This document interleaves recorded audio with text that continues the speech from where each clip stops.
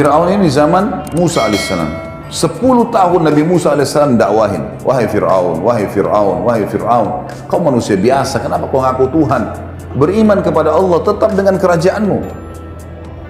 Nabi-nabi ini kalau datang, dia berdakwah, dia bukan mau ambil kerajaannya orang, enggak. Beriman kepada Allah, jalankan hukum Allah, kau tetap dengan rajamu. Pemimpin perusahaan masuk Islam, tetap dengan perusahaannya. Tapi hukum Allah diterapkan, tidak pernah Islam datang merampas apapun. Cuma keyakinannya diperbaikin, ini ada Tuhan yang menciptakan langit dan bumi. Dan ingat, tetap kita berputar di poin yang penting nanti adalah di mana Tuhan kita Allah, kenapa tidak kelihatan dan bagaimana berhubungan dengannya. Ini pertanyaan puncak nantinya. Ini semua saya datangkan untuk mendongkrak pemahaman ke situ. Maka yang terjadi Bapak Ibu sekalian, Fir'aun ini didakwai 10 tahun oleh Nabi Musa alaihissalam. Setiap hari didakwain, tetap menolak. Saya simpulkan di akhir hidup Fir'aun, pada saat dia mau meninggal, ada 3 kejadian besar merupakan tanda-tanda paling besar dari Allah SWT kepada Fir'aun. Tapi subhanallah, tekak, keras kepala, nggak mau masuk Islam, nggak mau beriman pada risalah Nabi Musa alaihissalam, maka Allah tenggelamkan sekalian. Kejadian yang memuncak adalah yang pertama, waktu Fir'aun lihat Musa alaihissalam terus mendakwai, setiap hari bertambah pengikutnya, maka dia bilang, hai Musa, saya yakin kau penyihir. Musa udah bilang, saya bukan penyihir. Tongkatmu bisa berubah jadi ular, ini mukjizat dari Allah. Tanganmu bisa mengeluarkan cahaya, karena Musa alaihissalam kalau tarik dari bawah ketiaknya, tangan kanannya keluar cahaya terang sampai silau, matanya Fir'aun bisa melihat. Tetap dia bilang itu sihir. Sebagai bukti sihir, saya akan tantang kamu dengan penyihir-penyihir saya.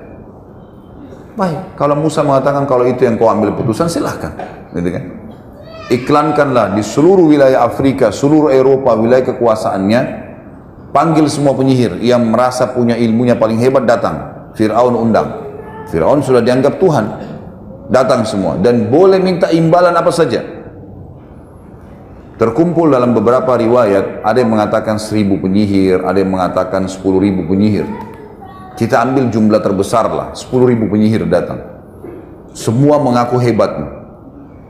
Begitu mereka ketemu sama Fir'aun, sebelumnya Fir'aun sempat tanya Musa, wahai Musa, kapan nih pertandingan kita, kapan nih antara kamu dengan penyihir-penyihir saya?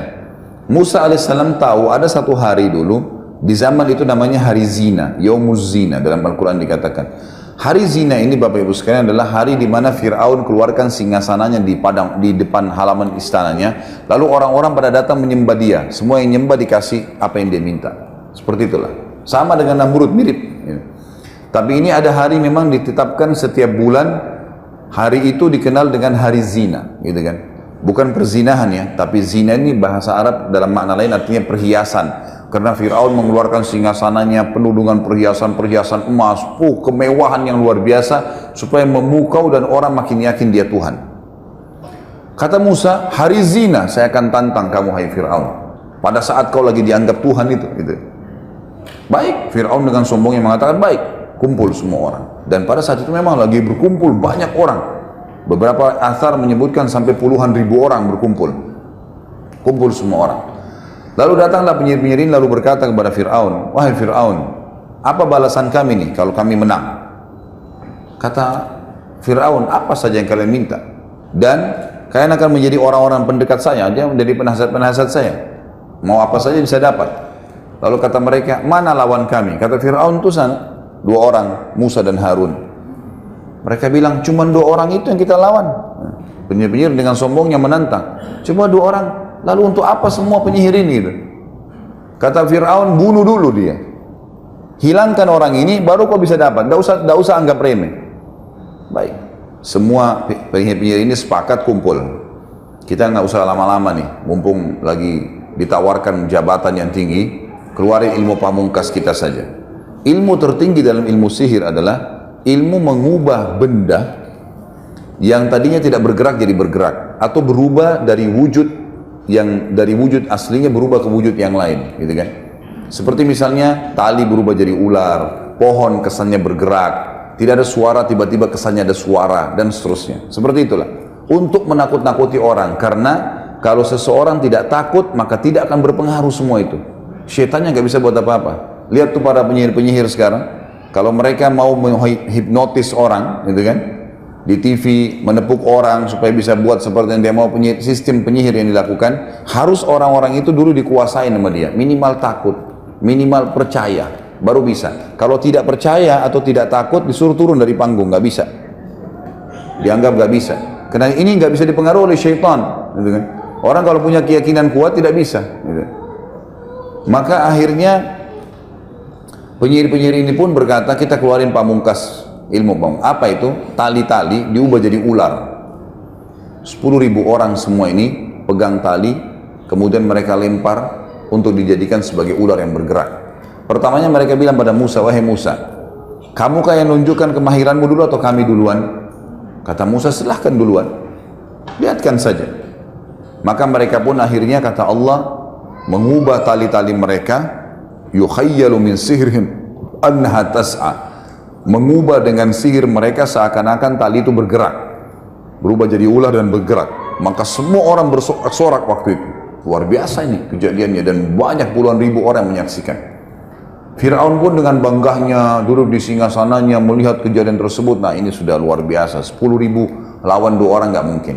Sempat Nabi Musa alaihissalam dalam Al-Quran dikatakan fa'ujasa fi nafsi khifatan Musa. Musa alaihissalam sempat takut sejenak, sebentar, ragu nih. Lalu Jibril datang mengatakan, kulna la takhaf, kami berkata kepadanya, jangan kau takut, innaka antal ala, kau pasti menang. Wa alqi ma fi yaminika talqafu ma sana'u innama sana'u kaidu sahir wa la yuflihu sahiru haitsu ata. Yang mereka lempar yang di tangan kananmu tongkat tuh di lapangan yang sedang ada pertandingan, gitu kan?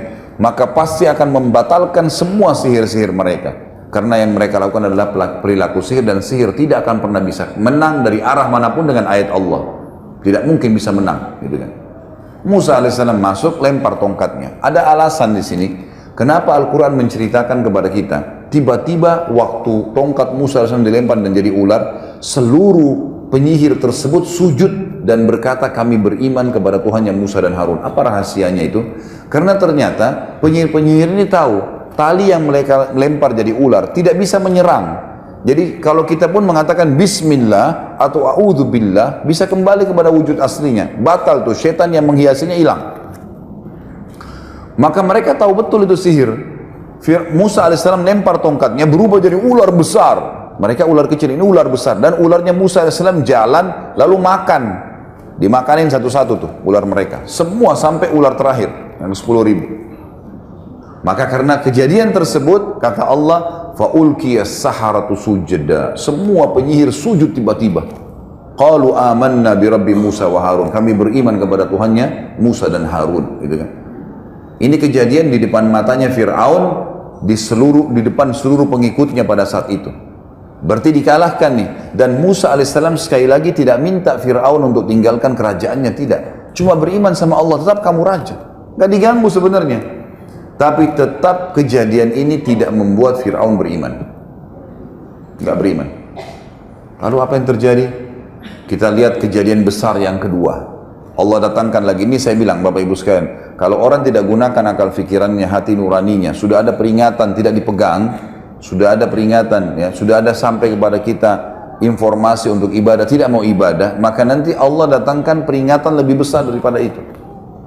Kejadian kedua yang besar pada saat itu, berjalanlah kehidupan Fir'aun seperti biasa. Musa alaihissalam juga berdakwah, lalu Allah timpahkan cobaan yang berat yang kedua kepada Fir'aun dan pengikutnya. Ditimpakan musim peceklik, kering, Mesir kering, gak ada air, sampai Sungai Nil yang merupakan sumber kehidupan utama masyarakat Mesir habis airnya, habis kering, gak ada air.